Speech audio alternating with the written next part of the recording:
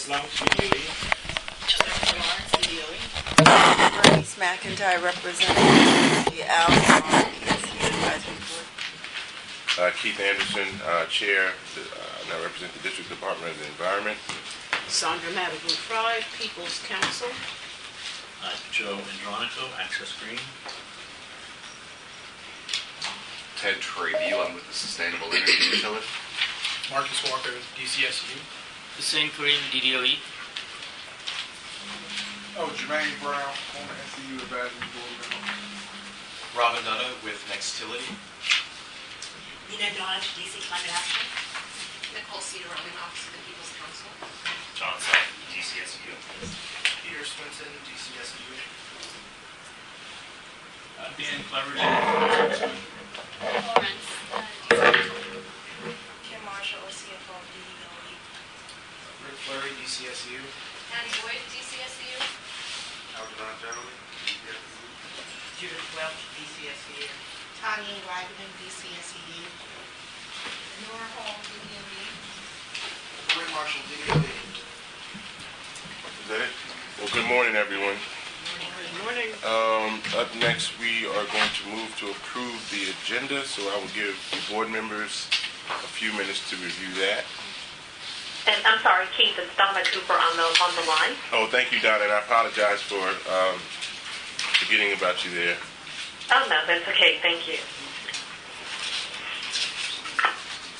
Is there anyone else on the phone? Okay.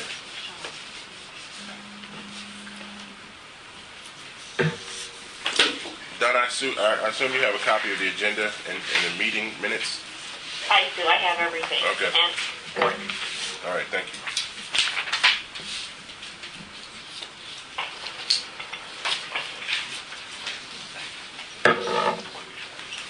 Motion on the floor to approve the agenda. I move that the agenda be approved. I second. All those in favor, please say aye. Do we have a quorum? Yes, we have 5. There are only 9 board members. We need 2/3. We have 5. We're good to go. Are there any that oppose? Okay. Agenda is approved. And now at this point, we will review the minutes from May 20th, 2014.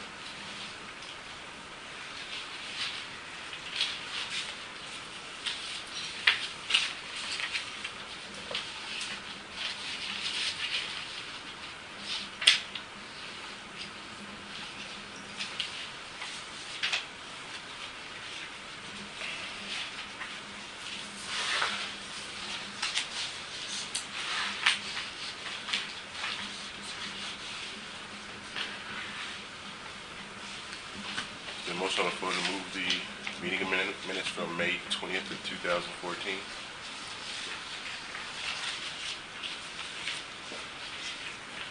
Still need some more time? I don't need any more time, but we do have a call. Dan Wedderburn is trying to call in as a member of the council, and he sent a note saying he doesn't have the number. If you give it to me, I'll try to send it to him. Or I'll forward it to them. all right, can you forward it to him? Thank you. Move to approve the minutes. Anyone second it? Is there anyone that would second that motion? Second. I second it. Thank you. All those in favor, please say aye. Aye. Are there any that oppose? Any abstain? Okay. It has been approved. At this time, Bernice, are you ready for the discussion of the SEU Advisory Board Annual Report? No, I'm not. Just give me a minute to send.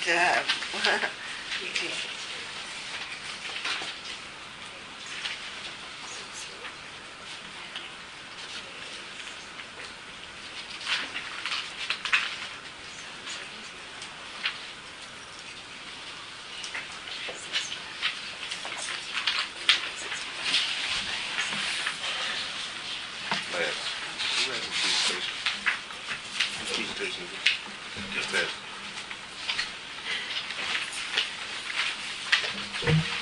The public meeting, who's speaking to that? Yeah.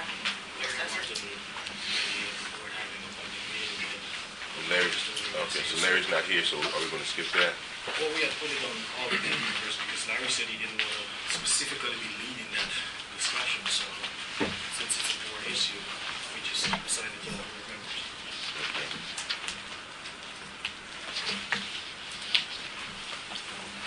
Do we want to give a minute to Dan Wedderburn to join us, or I can start talking? But basically, the report is going to be pretty short. Do you want me to start? Dan, are you on the line yet? I know, right? I'll just give it a couple minutes for him to join.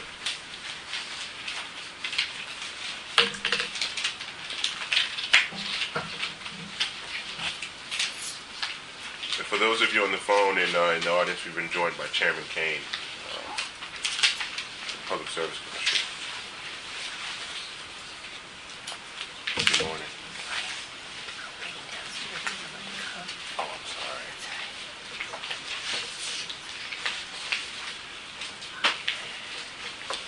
Bernice, in the interest of time, Yeah. Basically, as everyone knows, the SEU Advisory Board is required under the legislation to put a report in to the City Council. I believe it is due the end of November. Yes. And my purpose of putting this on the agenda was simply to try to arrange a meeting where we could do a call with the board members to start planning for that, or have volunteers to work with me to plan that. At our last meeting, we didn't get that far in doing the planning, and I think we also need a report that the SEU actually creates at a certain time to help us complete that.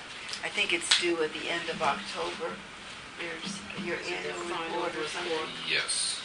And the And annual, when we get into this discussion, you'll see most of the numbers from the annual report with the exception of one, which we will have by this time next week. so we should have that information after in the presentation, which you will deliver to us. Right. I mean, deliver to us electronically. Oh, sure. Yes. Right.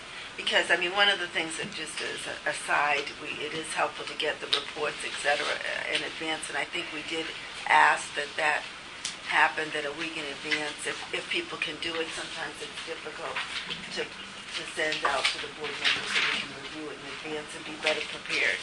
But my sense would be if there are dates that we can look at our calendars and try to set up our first meeting and get a majority of the board to come to that meeting. We can do a conference call or have a physical meeting, whatever we need.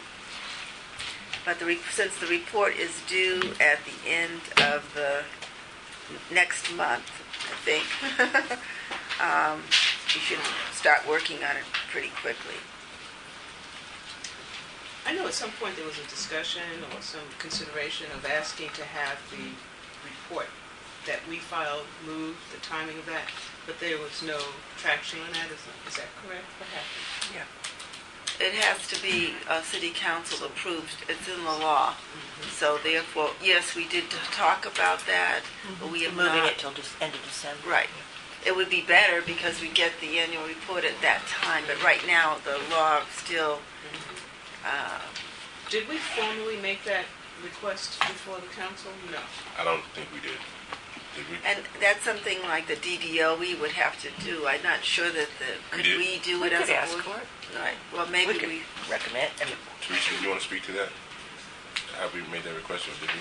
Right, well, we did make that request, but it wasn't adopted in the in the final version of the bill that came out. So there was no movement in the date. Okay. We did make that request. So DDOE did make So it. Right. this is Donna. So we made the request through the council member, and was there, is it just that they did not accept that as an amendment, or it just kind of, for lack of a better term, it kind of just kind of fell through at that time? Yes. Was there an interest in not supporting an amendment for that purpose?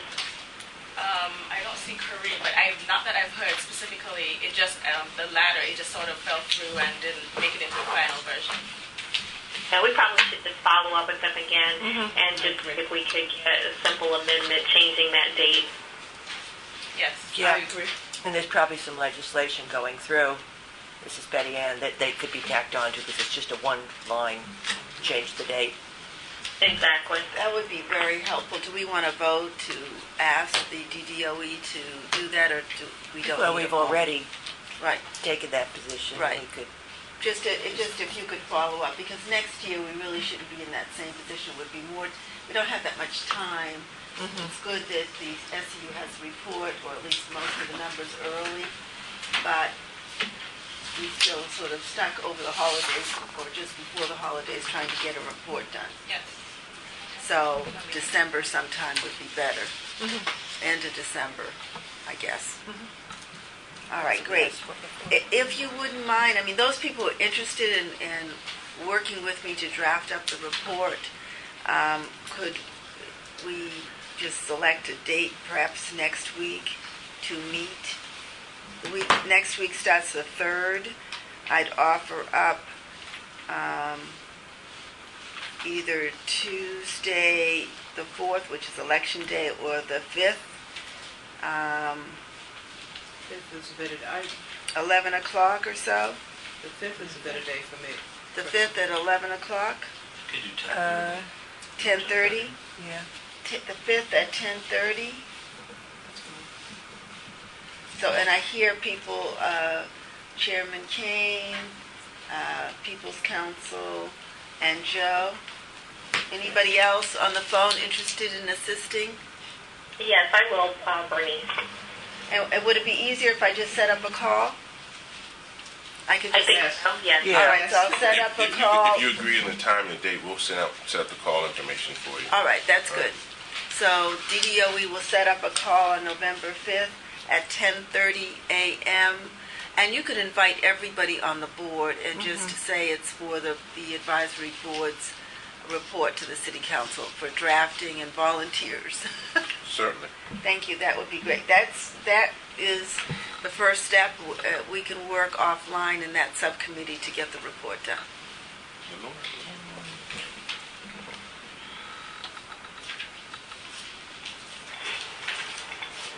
Bernice, is that it from you? That's it for me. Okay. Thank you, Bernice.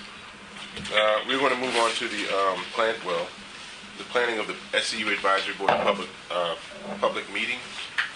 With any thoughts around that? I have one update. I know the last time it was discussed, we were talking about locations, and one that rose to the top was the Minnesota Avenue Right. location, since it's right next to the metro, and I reached out to them, and they are available. I know at the last meeting, we mentioned before Thanksgiving, potentially November 12th or 13th. So they're trying to confirm whether that day, if the room is available on that day. They haven't called me back as yet, but I will continue to follow. But they did, they didn't have any problem with us having the public meeting there in the evening. In the evening. Okay. And that's, so those dates we should hold on our calendars, the 12th or you can tell us which one. Yes. But we were planning for an evening because we would like a public audience. And I don't know what time evening means. Is it 6:30. Six. Usually 6:30 for the parking. Yeah. But Well, there's no parking out there That's at not all. an issue. There's no parking there. But there's Metro. It's hard to park out there. Well, there's a parking garage. Well, there's a parking behind it. garage, that's Yeah. right, which is There is a full garage that in you the can use daytime, right there yeah. as well. But at night it should be available. All right. Yeah. So then 6 may be better. Yeah. Just 6? So it's dark and late. We do our Right. hearings, our community hearings at 6, starting at 6. Yeah, I think 6 o'clock would work. Okay. That would be great if you let us know. If we can hold that on our calendar. What's the date? What are the dates? 12th or 13th? 12 or 13th. Because after Thanksgiving, We of have November. hearings. Of Of November? November, yes. Well, the purpose of the hearing is to hear from the public, and the last time we talked about it was just a brief introduction from Advisory board. the advisory board, saying what the context was, and to just invite people. So we probably can figure out a quick agenda, but if it is the 12th or 13th, I'd suggest it It's be 2 a weeks from committee now. that starts working on, I think I volunteered to be on that committee, but I've over-volunteered myself. But, and I think a couple of other people, you've got some names of people, but you might want to set up a meeting between now and then. I Just think maybe a next conference week. call. Should let the public know as soon as possible. Yeah, I was going to say, there's only 2 It's weeks' weeks notice. away, right? And Yeah. that- and 2 weeks. that should go out next week as well. Oh, it should go out It'd be right, before. yeah. This week. Oh, yeah. At least hold the date or some. Right. But if we don't have the location, we haven't gotten the final down of the No, location, they is said that correct? They were going to call me back at 10 a.m., but I was on the phone back and forth with them, but I just don't have the final confirmation Okay. just yet. If that facility is not available, was there a plan B? And if there isn't, then can I suggest the RISE Academy on St. Elizabeth's campus? Okay. Is that what is it called, the RISE Academy? Yes, Rise Center. RISE Center. Rise RISE Center. What's driving those dates? Can they be pushed back one or Well, I mean, they can be Notice. pushed back, but they'd have to, I mean, it's the holidays. the holidays? Yeah, Well, that was the main- following week is not Thanksgiving. The 19th or 20th. I'm concerned about public notice. Yeah. When does the annual report get published? November 3rd. Well, when we The send it board's to the report? council, it becomes a public document. And But is there a deadline for that? For the board's report, it's November 30. For the SEU's annual report, it's November One report is 15. November 30. That's when it actually It gets filed. is filed. Yeah. Because one argument for pushing it into early December would be to have that document available.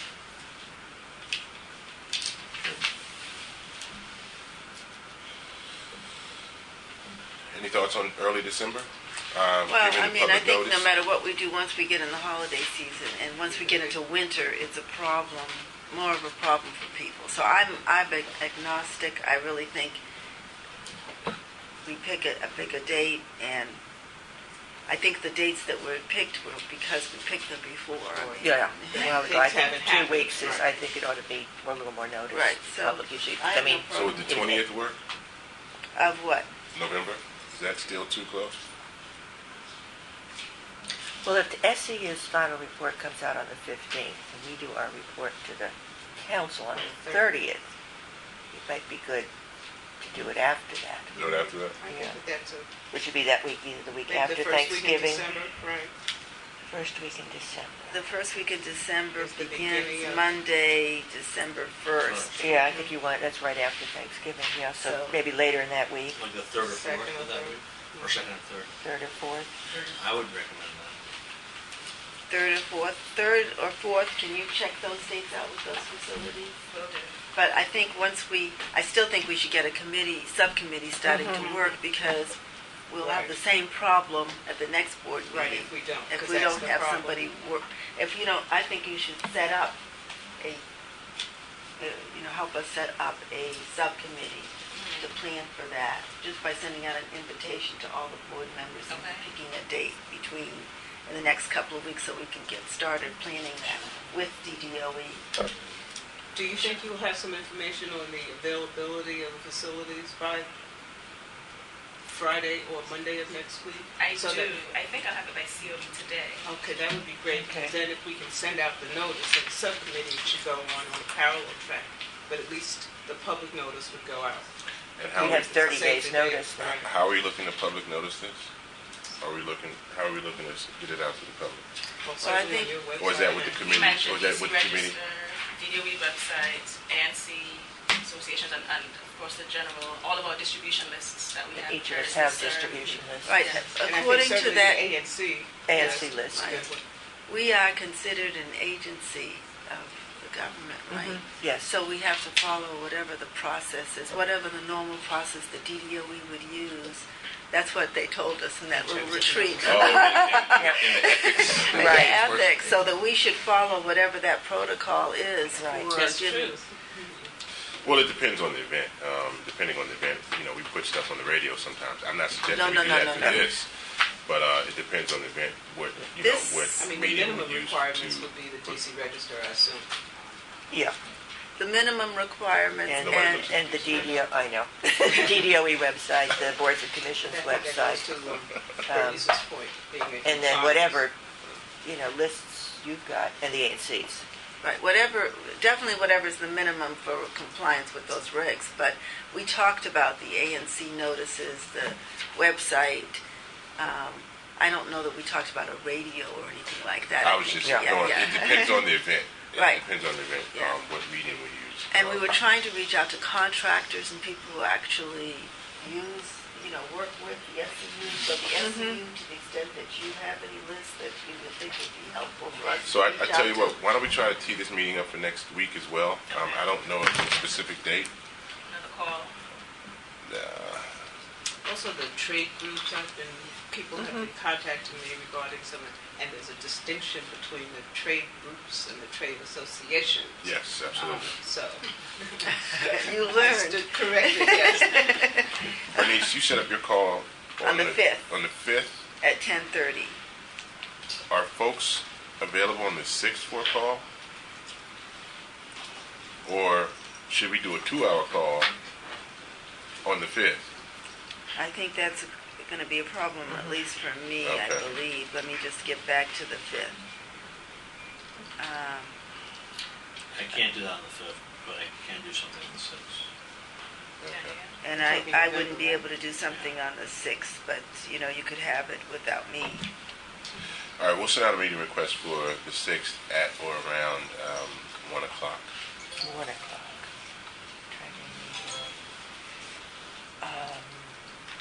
If you do it at 1:30, it'd be better. 1:30 is Open fine. meeting. 1:30 is fine. We'll have Lenora send That that out. doesn't work as for well. me, but Oops. again, you can, I don't have to be there. Nina? Yeah, very quickly, St. Elizabeth's, I'm sure you'll be taking into account metro and accessibility, especially in the short days of the year. And then the other thing is the Green Ribbon, Sustainability Green Ribbon Committee of the Mayor. I think those are key people in their lists to get to. So I would include them if they're not already on a regular list. I will definitely be sure to include them. St. Elizabeth's is metro accessible. Congress Heights is a block away. Sorry, 1 block away? Congress Heights Green Line is a block away from the Rise Center, is it? Great. It's nice. Fantastic. Well, all the movies introduce it. They sit on the campus pretty much. It's on St. Elizabeth campus, the several stations. Just out of curiosity, would a Saturday morning work? Or is that out of the question? No. Just asking. No, we Just do asking. community hearings on Saturday, All right. just because we rotate, we don't get much. The 6 Yeah. PM ones, Yeah, you're not going to get you people. get the better turnout after work. Even if we offer Starbucks. No. People All right. Not this that at 1:30? Okay. All right, thank you. And is there anything else on that topic?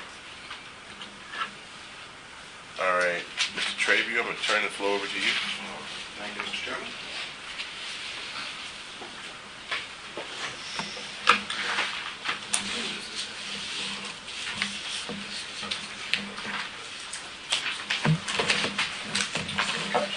Good morning, everyone. See you all today. Pleasure as always to be here. What we would like to do today are basically two things. Talk about our FY14 results, and in talking about our FY14 results, for most of the benchmarks that we will show you where we landed in 13, and we'll show you where we landed in 14. I want to apologize up front. There's one number, as McIntyre said, it would have been nice to have gotten this to you much earlier. These numbers we're still in our final analysis and doing a lot of crunching, and I wanted to be as accurate as possible, but there's just one number that I don't have here this morning. I will have that number for you by about this time next week. And then, so we'll look at FY13 compared to where we landed in 14. Then we'll take a look at 15. Talk about operational improvements, what we're trying to do to even take the organization further and farther along. And so that's what we would like to do with our time this morning. Right, FY14 results and FY15 strategies.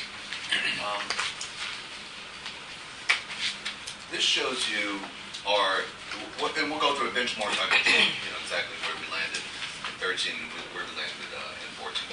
This is our electric savings benchmark, one that we achieved last year. You can see that in blue with the FY13 results. I'm probably standing in the way of you guys. For the people on the phone, do you have a way to send that to them? Donna, can you hear Ted on the phone? I'm sorry.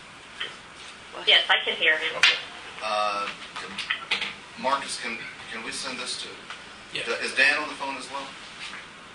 I don't believe Is there so. like a person that I can send it to who can send it out to the district? Send it to Lenora, and she can send it to everyone. Great. You'll see about a little over 52,000 megawatts in FY13, a little over 60,000 just wrapped up in FY14. So good improvement there in hitting those FY14 results. This next one, which is the gas metric, FY13, as you'll recall, we fell a bit short of the mark in FY13. And the FY14 results, as I said, we're still crunching that. We will have that number for you. Hopefully it's shorter than a week, but... Ted, quick question. When you say the target, is that the minimum performance target? Or Right. These are all what you'll see here, minimum performance targets in each one of the different categories. A couple of them I'll probably speak to the upper level as well. Yes, ma'am? Could you please remind us, these improvements are improvement over what?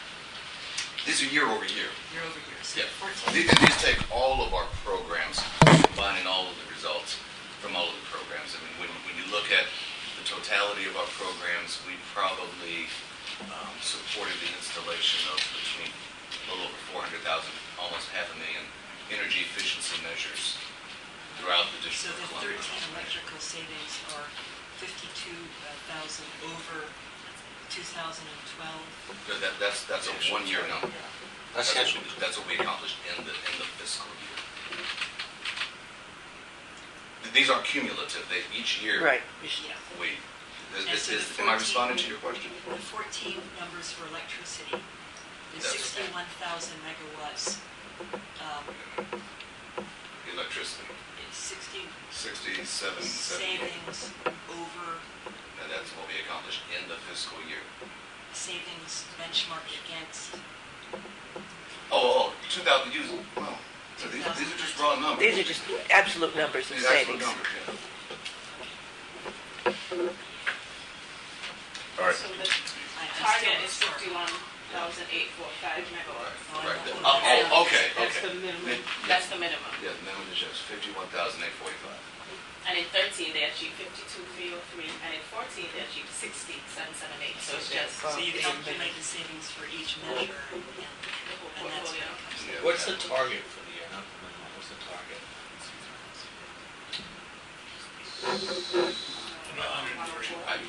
For electricity for the entire year, it's 103, a little over 103,000.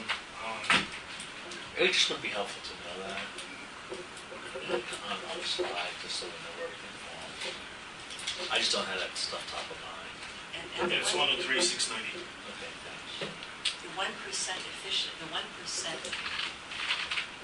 a year savings. Right, that's the, So if you were to say 1% in I'm not terms of hearing everything. So the 1% NCF or, that's all energy savings. That's gas plus.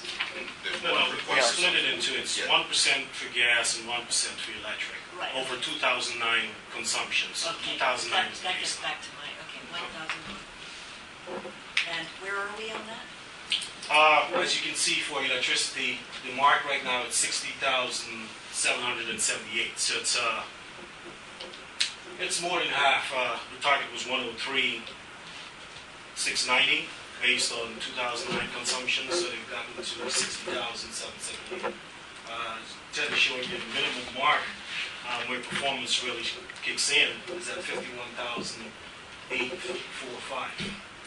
So that's 50% of the 103. Right, and 103 is the ultimate goal. Yes. If you got to 103, then you would have gotten to that full, SEU. the full target for Benchmark. electric saving. Yes. 1% over 2009. Over 2009. Right. Okay, thank you very much. And these are just savings as a result of SEU activity, That's right? correct, that's correct. As you've noted in prior meetings, Right. Chairman Kane, the total savings that the district is realizing exceed Yes. this number. This Yeah. is what we can measure from the energy efficiency projects that we've conducted over the course of the year. Energy, electricity use in calendar 13, because we get them by calendar, in calendar 2013 compared to 2012 was down 1.7%. 1.7% cumulative from, I think from 2010, 10, 11, 12, and 13, from 2011 to end of 2013 was 6.4% cumulative. So if you looked at electricity use at the end of 2010 and looked at electricity consumption, this is sales, down, it's 6.4% over that 3 years, Thank you. which we measure. We look at it because we have to report on the RPS, the Renewable Portfolio Standard, so we get monthly, and then, as Donna knows, we get an annual report from PEPCO too on electricity consumption in the district. Correct. So I was just about to clarify, what was Ted's number that he provided that was attributable to the SEU? 60,778. Okay. Okay. The gas already. Let's- Okay, sorry. When we stop on each, can you go back to the last slide? Do you want to go back to Yeah. electricity? No, No, gas. Gas. I'm sorry. I'll get this. And I'm sorry, Lance, to put you No, that's on fine. the spot here. Could you tell us what the full target is for this? For the gas, 273, 428. Okay. 273. Okay. Thank you. That's the 1% over 2009.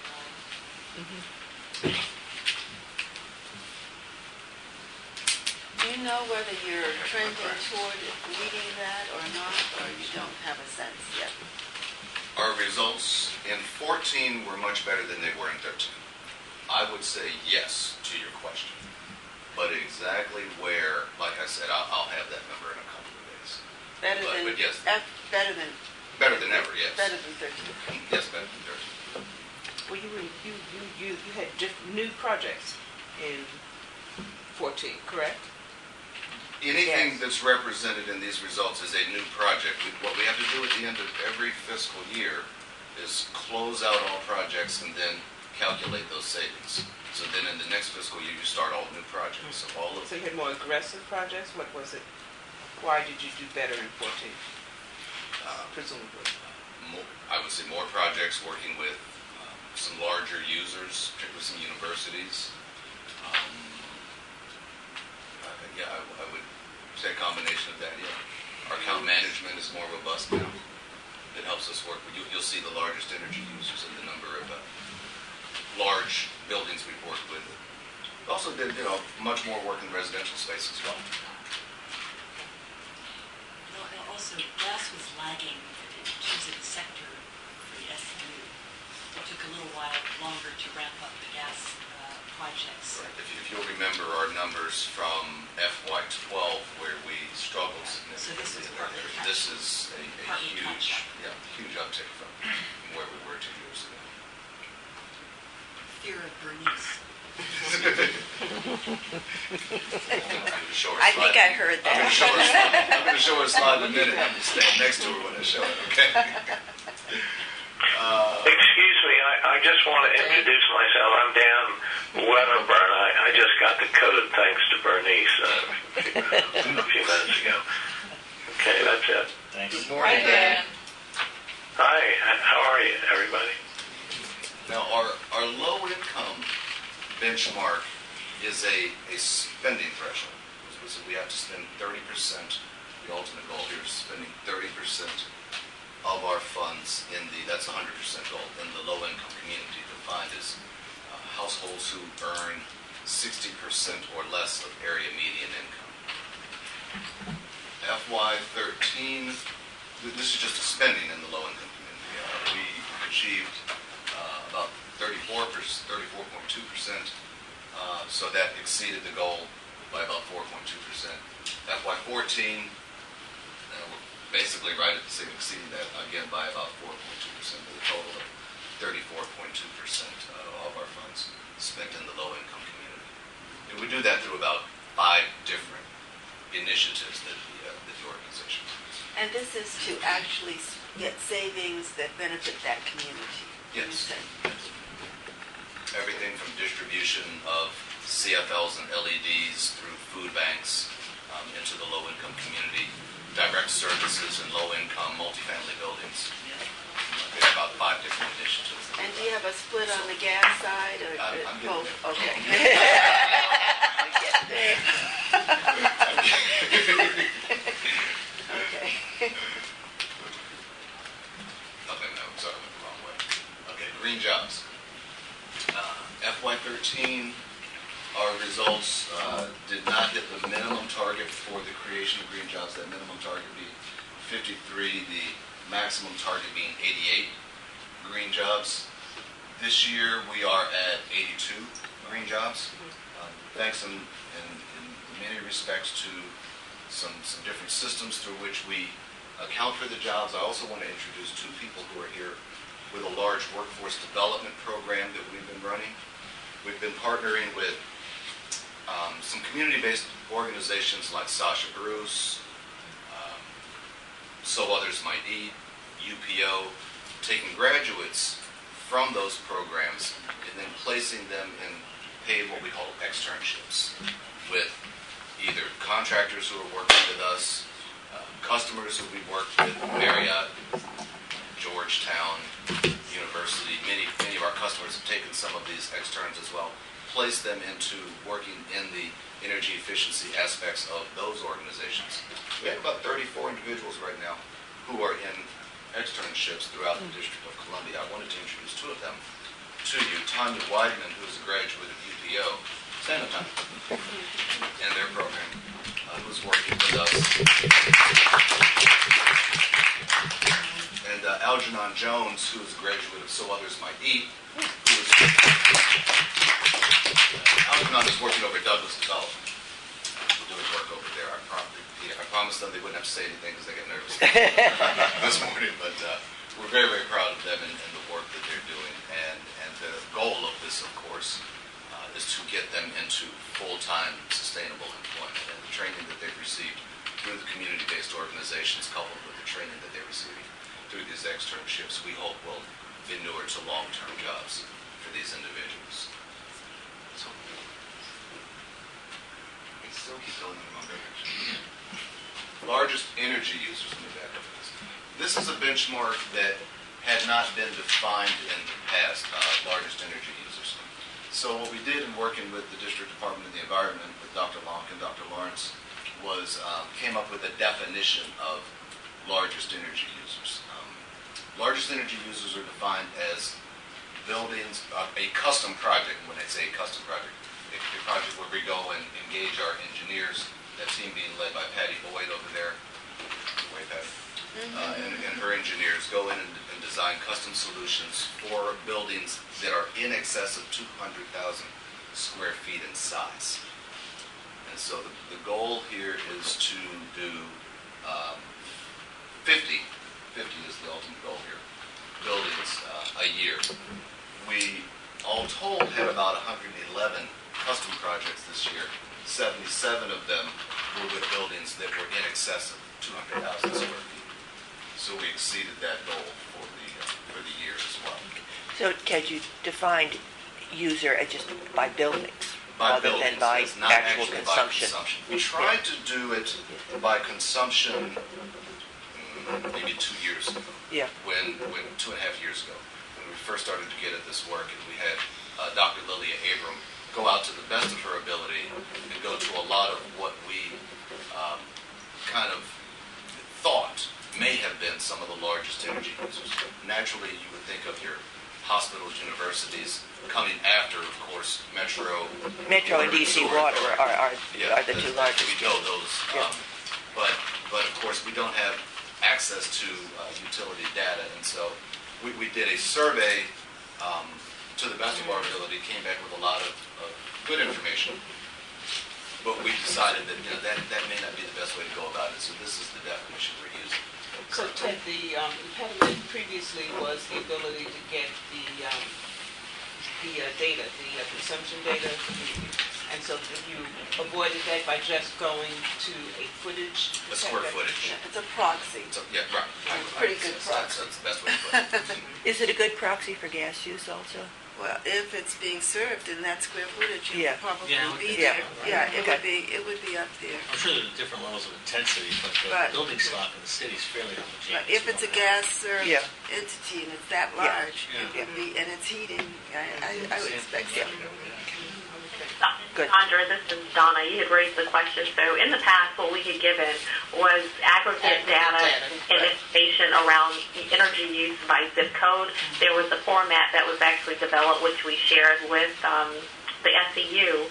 But also, as it relates to the energy use piece, when it came down to like one particular customer, as without that particular authorization, we could not actually disclose specifically what their energy usage was.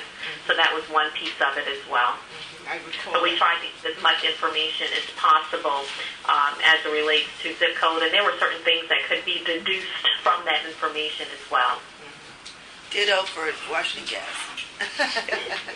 Same law. Yeah. And Chairman King, you'll remember we had extensive conversations around your conference room in your office about the exchange of this information. Yeah. But we used Yeah, I it. just wondered with the, the benchmarking for the Green Buildings Act, there's now, that there was a recent amendment to that, I believe that went through, so I think there's more, the buildings have to post what their energy use is. Right. Exactly, Yeah.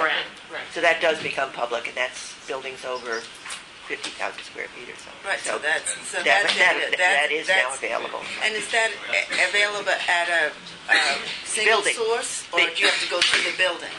No. It's available on commercial content. Yeah, the DOE manages that, so they can tell you. The other question all the way back there. I'm sorry, the question was, what is the status of building-by-building energy consumption information available as a result of the Green Building Act? Absolutely. Benchmarking, yeah. I'll speak to that very briefly. So the benchmarking law this year was fully phased in. It now applies to all buildings over 50,000 square feet. We have a compliance rate of about 70% right now, and we're working to improve that. And we have made public some of that data and shared a good portion of that, shared that data with DCSEU to help with the targeting of their programs. Certainly, I think as we get more data and more complete data, that would be something that could be looked at as another way to calculate this. But certainly for FY14, with the data we had at the time this was being calculated,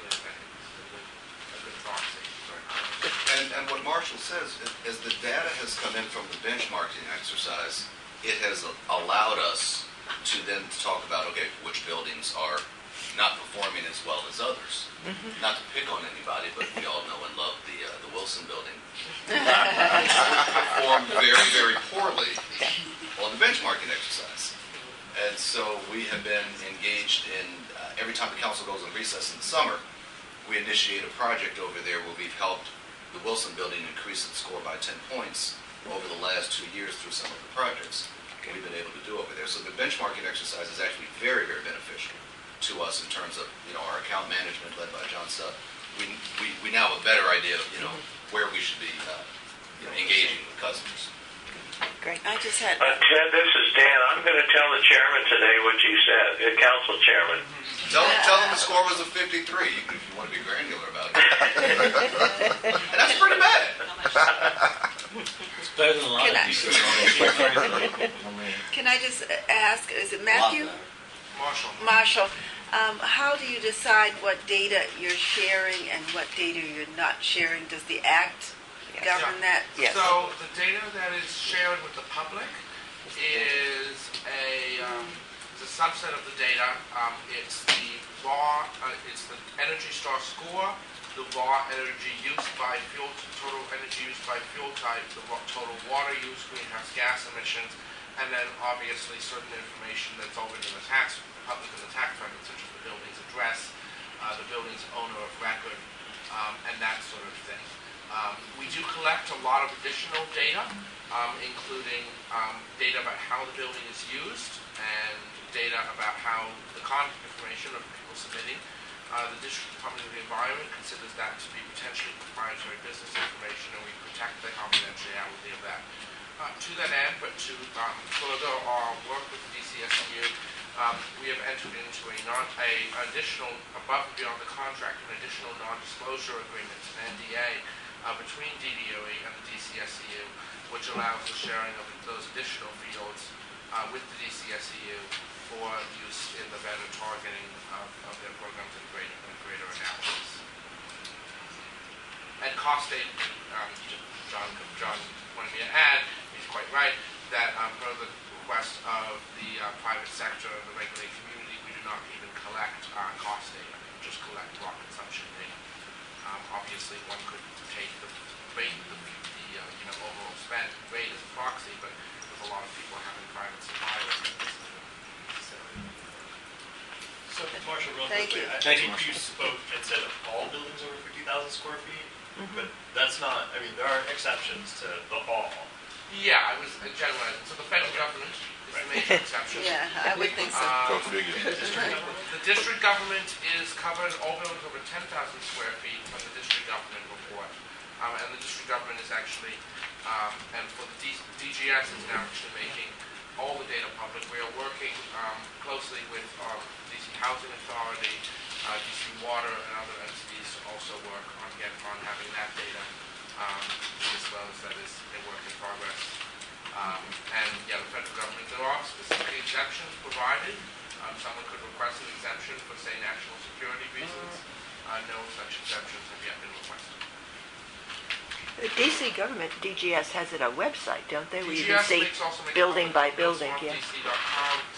Not only the What's that website again, Marshall? data, but What's the website again? BuildSmartDC.com. This is an effort by DGS. They've gone above and beyond the legal requirements, which is for this annual disclosure of annual data, and they're actually making public the monthly gas data and then the 15-minute interval data for the DGS buildings, electricity usage, and that is something that's not required by the law, and we're definitely not collecting for private buildings. But for the DGS buildings, we'll demonstrate a greater level of transparency.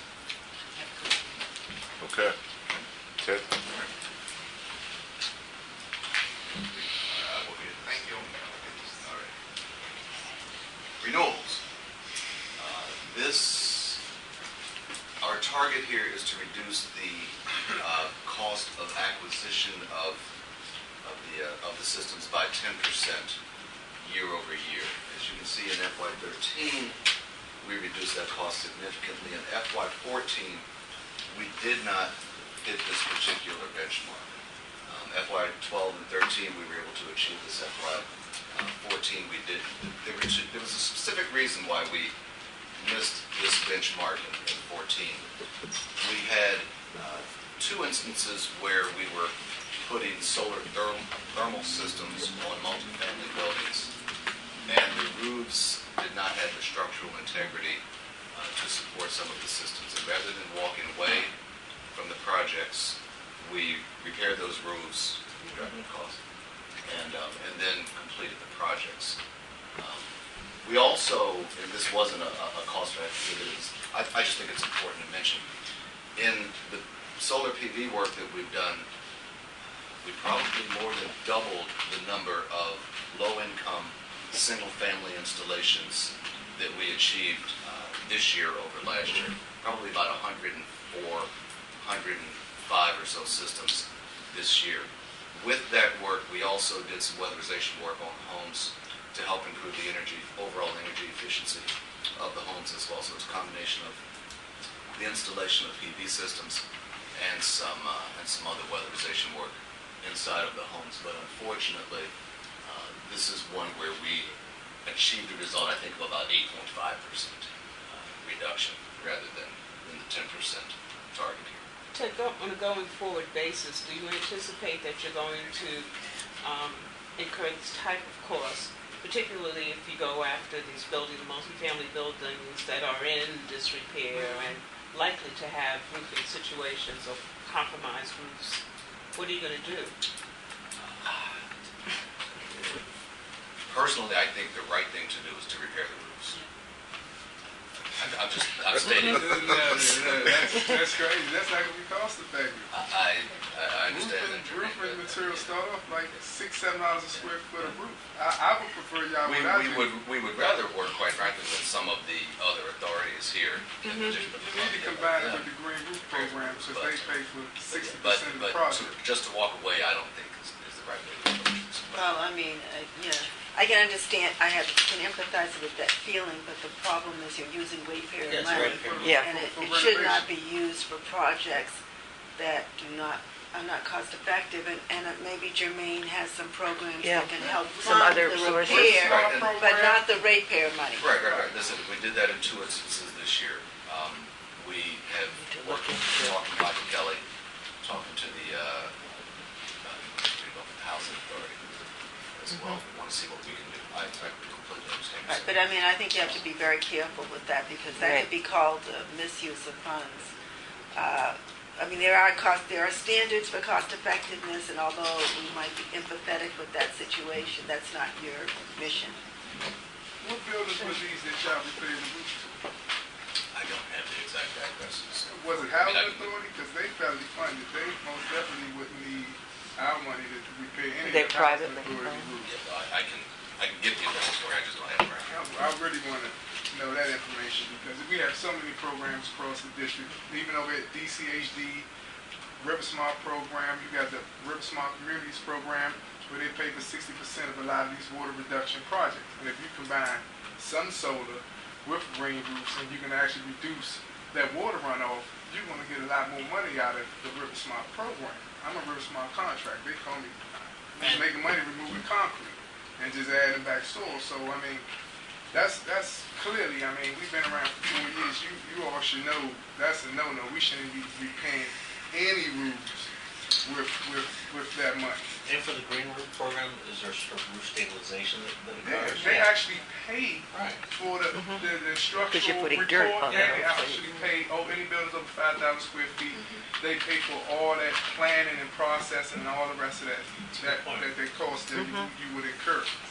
So it's a question of joining up with the right partners. That's Right. the way But doesn't DDOE run that River Smart program? And the green roof program? That's what I'm saying. It's in the same house. I haven't even left DDOE, from Lane to River Smart to Radon to Energy. So that's the only way I survive. You combine all the programs, because I'll tell you the truth, most property owners and the DC, they still, at the end of the day, we got great programs, they still look for funding. And that's the way I help leverage the cost of their projects by including them in different programs across the district. And then when I go put in a permit, they get it sold. they get any River Smart program grants and put those grants inside the permits so that DCRA knows what's going on, so everybody is kind of a little more helpful with the project getting done and permitted. But But Ted, just to be clear, you should not continue that practice because that is problematic. But we're advising to find other, Yes, not to we're- walk away from it, but to Right. find other resources that can bring it down. Not funded through the ratepayer money. Yeah, there are loan I think that programs too. one of my thoughts is it would be part of the installation process, whoever was the contractor, to vet the engineering of the roof and have that cost built in before the project was undertaken. So it shouldn't be a surprise. I mean, it's just like with Yeah. solar. In the If normal the roof course does of not good, you just can't move with Yeah, solar. you move forward, you don't do it. And I'll tell you another good thing you do. I've done it on one of my projects. The client didn't have any money for green roofs. I raised the money for him for green roofs with regular investors around the city. And then what happens is once we pay for the project, they paid us back through the stormwater credits they're going to get. So that's the whole kind of premise of where I'm moving to anyway, using the people around in the District of Columbia to pay for some of these energy projects and then paying interest back on their money. So they're not just paying, like I'm paying into the SEU fund, but I really don't get nothing out of it. I really don't get nothing for my money. But this is a way that I can invest in a project, have all you all invest, and still make long-term money over the life of the project. That's a retirement fund. That's the way we should be using this money, kind of. But I'm way ahead, so I'm a stay back. I've been gone for a year doing big things, so. Our spending with certified business enterprises, and a goal we've met every year, roughly 35% of our funds consistent with district law are spent with certified business enterprises. The target, as you can see with the green line here, was about $2.95 million. In FY13, we spent about $4.5 million. FY14, $4.22 million as well exceeding that target for expenditures with CDEs. And as you know, a lot of our programs are operated by CDEs. Bernice, here is your favorite slide, talking about the split in the use of electricity and gas as you see it here on the left column, right at 80-20. Our results for FY14 are represented in the column on the right. A little bit, but of course there's a band in which we can, Right, 75, whatever. So these are the results that we have for the electric gas, but much more, much more investment in gas projects this year than we've done. Thank you. Okay, this is just a summary chart. Again, showing FY13, FY14, taking all of the benchmarks together. You can see in the column on the left, well, the one in the middle actually, representing FY13, achieving about 5 out of 8, and then in 14, again, this gas number I will get for you in a matter of days, but significant improvement, again, over 13's results. So we are proud of the work that we're doing and want to continue to drive further and farther and to do more of this. And I think this next slide actually shows us where the ACEEE rankings that rank the state energy efficiency programs were released last week. The District of Columbia moved from 30th to 21st, effectively being the most improved state, one of the most improved states in the nation. We're very, very proud of that ranking that's come out. These scores that reflect here in that movement of showing us as one of the most improved states are premised upon our FY13 results. Our FY14 results were clearly stronger. I would hope to be able to stand here next year and tell you that we're somewhere between number 10 and 15 on the state rankings. We're going to really try very hard to do that. As you might remember, the cities are also ranked against each other. Right now we're number 7 in the nation, so we're trying to get to top 5 for next year, or whenever those rankings come out again. Those rankings don't come out quite annually the way the state rankings do. So a question on the ACEEE ranking, is it just based on what the DCU accomplished, or it's based on what the state accomplished? It's a combination of, when we have gone and sat with the people from ACEEE, there are probably 60 different factors that they look at. They look at a lot of programs that are run by the Department of the Environment. They look at, policy in the city, but they did specifically cite the DCSEU as the primary driver behind this great lead in the rankings and the results we've achieved through our programs. And that was a quantitative analysis. The basis for that was a quantitative analysis? Yeah, there are scores, as I said, and probably, I know when we sat down there and they do the city rankings, there's scores in 60 different categories. So sometimes it's 1 to 5, sometimes it's 1 to about 15. And each state or each ranking entity or the state, city, whatever it might be, would receive specific scores in all sorts of different categories. So DC moved from 30 to 21, did you 21. say? Mm-hmm. And on the city side? On the city side, currently we're number 7. Dr. Lawrence, I think you received the request for information from the cities maybe 2 months ago? Early September. September. So And we're what were we compiling last year? that information for the city ranking right now and responding to ACEE's request for that. What were we last year? 7. 7. Like I said, so hopefully when these rankings come out again, we'll crack the top 5. Right. That was based on FY 12, last year's. Yeah. So you moved from 10, I'm sorry, you moved from what to 7?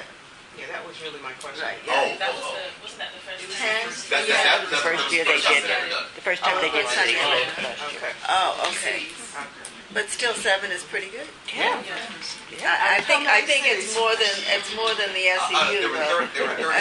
They look at the whole, Right, the everything. regulatory regime, I The think has to RPS have and everything, a lot to do with it. And the number was 34 There were about cities? 34 cities ranked when they ranked the That's good. cities. We're in the game. And Marcus Walker, our Director of Operations, is going to talk about some of the things after we answer his questions, some of the things we'd like to do in 15. I have a question also about the green jobs and the interns. So your interns come from already developed workforce organizations like UPO and so forth. And UPO is one organization that usually should be able to put out their own graduates and get them jobs. Because now UPO has moved to doing a lot of work in the energy efficiency field. So I'm trying to see how does that help you all taking UPO's graduates and making them interns in the SEU when pretty much they should have all that experience working with UPO. So whose dime is paying for the interns? The contractors who take these interns out of the SEU who do jobs around the SEU. Do they pay for them or y'all paying for them to go work with the contractors? Because I've worked, I'm out here.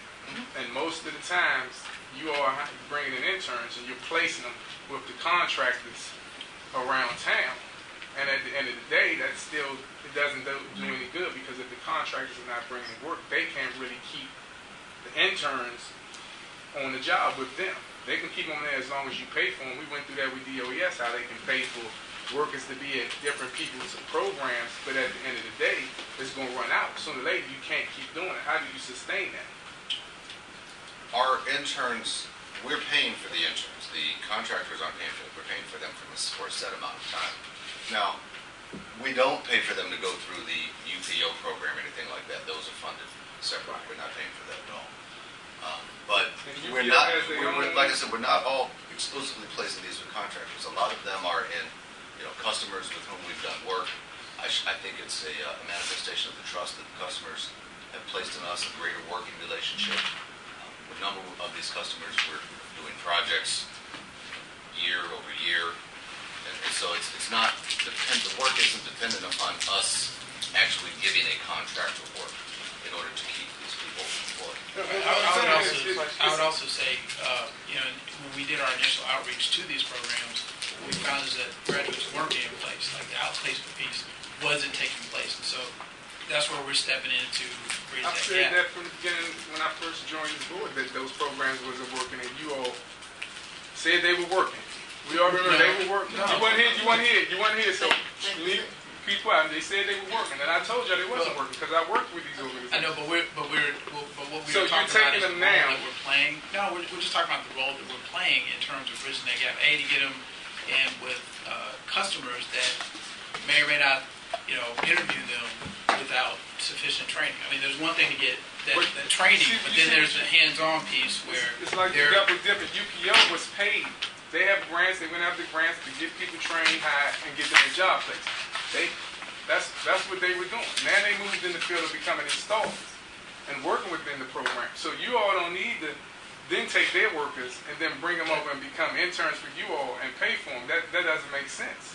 Yeah, You got a whole group of community who needs to get out here and get jobs in the MG and Jermaine, business I think field. we're What? belabored point. I'm happy to take this one offline so that you can understand I better. just want it on the record. I know about offline. I just want to get my point across here that kind of doesn't make sense what you all are doing, because at the end of the day, they're not going to get sustainable work. It's choppy. 6 months they're here working. Next month they might not be working. Then when you're ready to ramp up, you bring them back in and hire them as interns No, again. that's not. I think that Your interns. if we could sit down and talk about this, we're working this. Well, I guess for me, intern is nice, but we need to be creating green jobs and not just green jobs out of interns. I mean, we really need employment for residents. And I mean, internship is nice, but how do we really creating jobs? How are we really creating green jobs from the people who's putting into this fund? The ratepayers. Ratepayers has kids, family. How are they getting jobs through these projects? How are you connecting the contractors with the work they're bringing in to help your contractors be able to hire? Because I hear that all the time. They want to hire. They want to keep some of your interns working. We have job fairs where we are connecting graduates of these programs with our contractors. We're talking about job fairs don't work. Okay, we had two questions, Nina and Kareem. In terms of the published annual report, whatever forms they're going to take, the board, the advisory board, and given some of the helpful clarification over the confusion about what the electricity and gas benchmarking means. We had over 5 minutes we had like 10 minutes of clarification in terms of what those numbers actually mean. I think it's really important in the written report that it be very, very fully explained for people looking at it through different lenses. So, even if it means long footnotes or some sort of note appendix, Sure. it really gives them a picture. And I don't know if it would serve a purpose or maybe it would be too confusing, but if placing the SEU's efficiency work within the larger, as a component of the larger overall achievements of the district could be there somewhere too, without confusing people. Wouldn't that be nice? Okay. Kareem, did you have? I'm sorry. Chad, Madam Chairman Kane? I just had one quick question. I should have picked it up when you were talking about the 104 low-income single-family homes that you put solar on. Did they all also go through the certification process, so they got SRECs from those? Did they? The installers retain The the SRECs. installers returned the SRECs as part of the financing of it. It's quite a deal. Oh, yeah, it's a good deal. It's 45 cents up. Yeah. No, I just said that because sometimes people put solar on and then they don't come to the commission and get it certified. But Oh, no, all of these they're all systems, yeah. because we need those certified for the RPS. Absolutely. We'll make sure that happens. Yeah. Just to amplify the conversation a little bit, there does need to be a discussion on the incremental value of these additional jobs, because there is some legitimacy to a concern that if we are sharing employment opportunities across various organizations and entities, that we're not incrementally increasing these sustainable jobs. So we need to look into how to do that and what that actually means and what's involved in that. The internship program is excellent and definitely should be encouraged. but what's beyond that, and how do we get there? That's what's important. We're talking about, how we transition them after the internship program, hopefully into employment with the individual, with the contractors, with the facilities where they are currently doing their internships. We'd be happy to speak to that as well.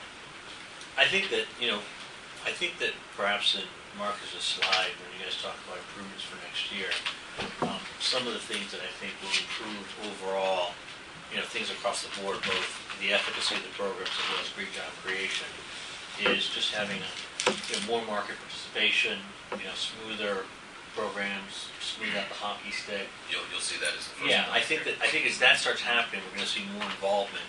There's, the government and these government incentives need to serve as catalysts to get folks involved. The return on investment of these projects are really remarkable, and we just need to get the consumers. I'm talking market-based now.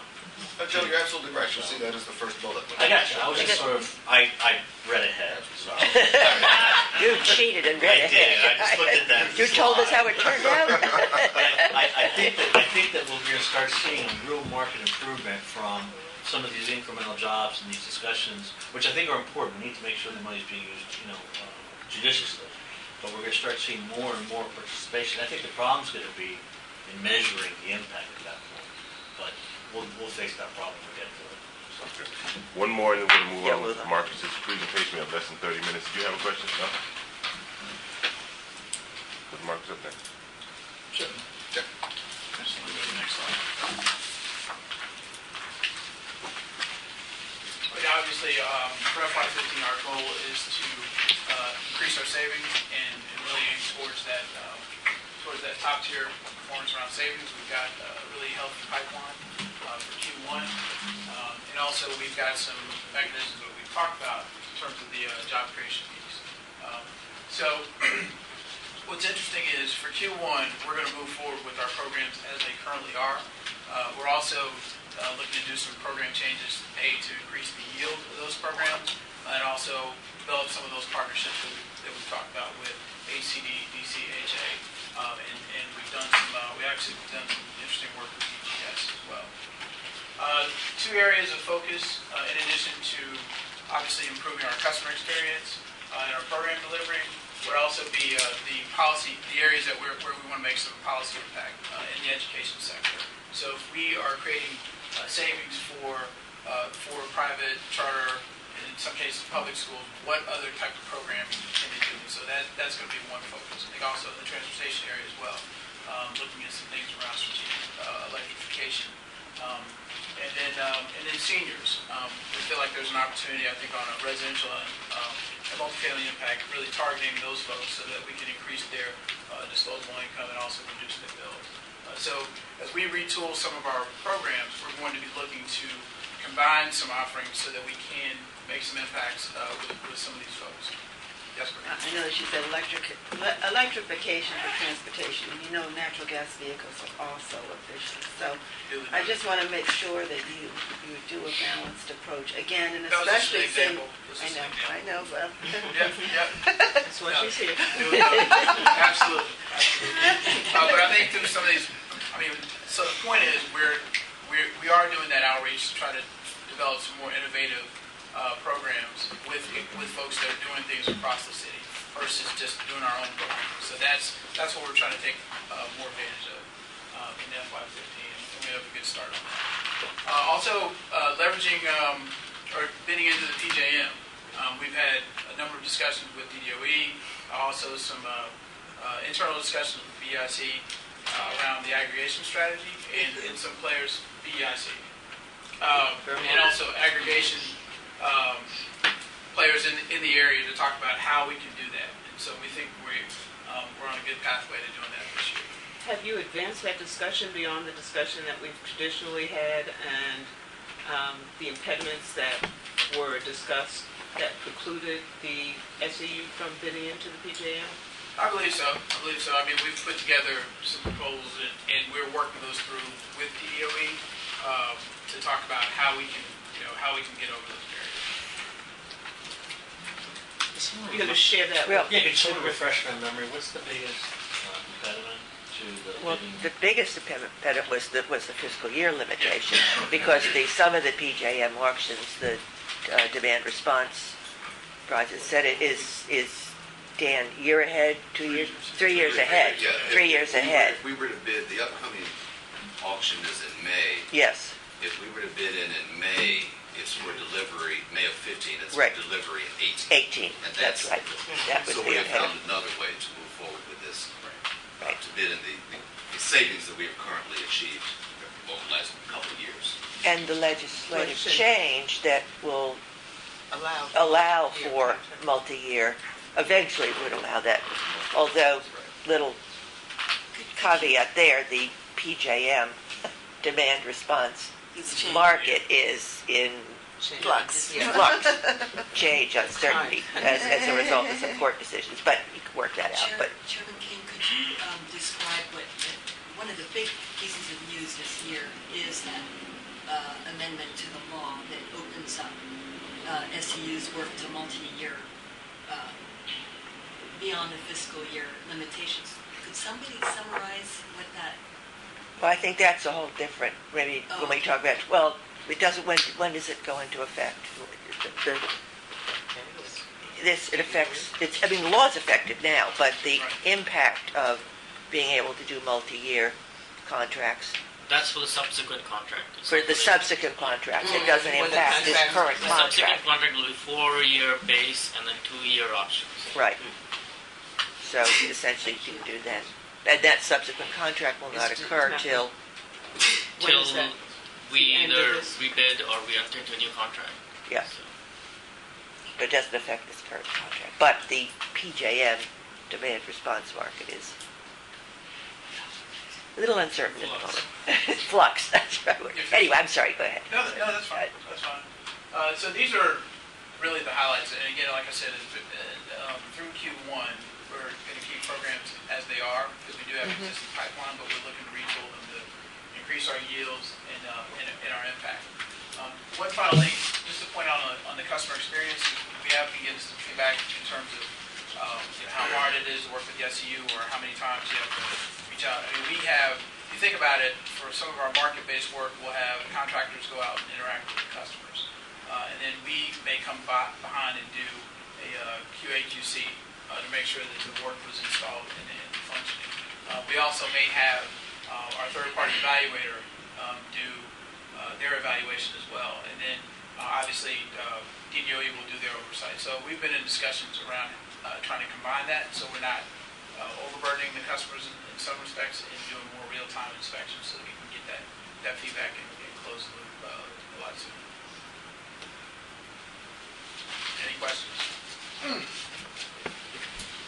Just a question about innovation. Just what are y'all going to be doing new? I'll throw something out there. With the passing of the new Community Renewables Act, how are y'all planning to help out in that area? Say, for instance, me, I've done acquired over 10 acres in DC now, and I'm just going around the building owners, getting into leasing agreements, to lease their roofs. That's my new business model. Like, leasing their roofs to put solar on. So how could I work with you all? Because all the solar that I want to put up, I got to discuss with DDOE, it's going to be for low-income residents. So what role would you? I'm the developer. I own the land. I want to put solar on there for low-income residents. I know that sitting on this board, the SEU, we pay into a fund for renewals. It's a surcharge. So what can you all do, along with DDOE having incentives? I just want to know what can we do all together so that I can build these solar farms and know what type of incentives I get from DDOE, or what type of incentives that the SEU has, so I can move forward. You know, because that's the big thing in DC. I mean, no one's doing it. Nobody really has any land. You know, you're going to have to go beg somebody to use their building or school facility. I don't have to do that. I'm just looking for the players that represent energy efficiency in the city, which are you all, and the residents who are willing to become a subscriber to the low-income energy solar farm. So I want to know, the regs are out. They just put the regs out. I'm quite sure they'll be accepted, so I'm ready to move ASAP. So, like, I'm not the expert on renewables, and we haven't talked about energy efficiency, renewable, and solar farms in the district. I mean, we don't have a program for that. mean, obviously, again, what we're trying to do this year is partner with organizations that are also interested in doing renewables, aligning and integrating that are on the DDOE side as well. So, I mean, I think that's, I think to answer your question, I think it's appropriate that those type of proposals, we could probably have a stakeholder meeting around that. But again, it's got to help us drive to our benchmark. Create green jobs. I mean, at the end Right. of the day, I have so much property. They can stay working. You're gonna have jobs in install. You're gonna have jobs for electricians tying it in. You're gonna have jobs for maintenance of the solar panels. Right, So I mean, we want to create jobs. I just want you all to have some stake in the game because it's our money. That's all I'm saying. I want you all to have some stake in the game, to have some idea of how you can help with the thing. I mean, we got a big sustainable DC, laws and everything we changing, but I'm someone who wants to start implementing everything we put in these nice fat books. So that's why I'm here today, because I've been away and I've been doing my homework and I have accomplished a whole lot, and now it's time to come back to you all and say, hey, this is what I'm trying to do, and just how can y'all help out? Because we're paying for this program as residents, and like I said before, by us building these solar farms and creating these green jobs, to still give the residents a chance to invest in the projects that we build and literally make money off the money that they're already being surcharged for. Right. So that's my main focus, really being here. I'm ready to move. I took care of all these things with all the different government agencies, and right now I just know that the DOE has incentives. I'm fine there. I just know with the SEU, have y'all even thought about that? Being innovative, doing something outside the box that, that could really get the people's attention. Building a solar farm is going to give a lot of people able to walk to this park, see the panels, and be able to come see their money really being, put to use here. You bring up a good point. We had a contractor come in yesterday, in fact, present a very, very creative proposal to us, combining, I think, what you discussed about 10 minutes ago, a combination of water retention, green roof, and solar combined at the same time. So we are actively starting to look at projects like this. Yeah, I mean, we're entertaining ideas. So please, you know where we are. You've been in our office several times. Right there, We're always street welcome there. Yes. So yeah, we are starting to talk about this. Okay. I'll stop in. That's it? Okay, thank you. Any other questions for Marcus or Ted? Okay, thanks. Chairman, members of the board, thank you. Thank you. guys very much. Yeah, the new matters, right? Yes. Moving on to new matters. Does anybody have anything for the good of the order? Nina? Yeah, in terms of PEPCO and Washington Gas evaluating their infrastructure planning on the basis of future load, at what point can these efficiencies